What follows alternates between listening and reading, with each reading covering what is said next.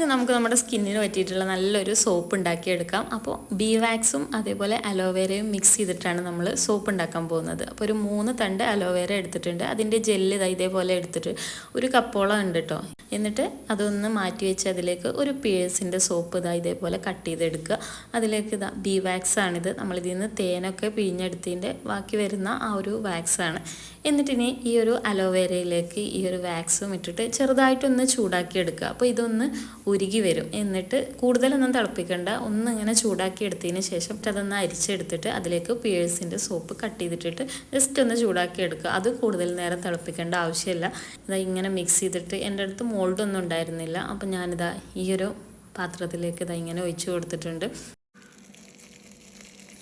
ഇത് ഏകദേശം 2 ദിവസം എടുത്താലേ കറക്റ്റ് ഒന്ന് സെറ്റായി വരുള്ളൂ. അപ്പോൾ ഞാൻ വീഡിയോ എടുക്കാൻ വേണ്ടിയിട്ട് പെട്ടെന്ന് തന്നെ ഇത് തുറന്നിട്ട് ഇതേപോലെ കട്ട് ചെയ്തെടുത്തിട്ടുണ്ട്. അപ്പോൾ നമ്മുടെ സോപ്പ് റെഡി ആയിട്ടുണ്ട്.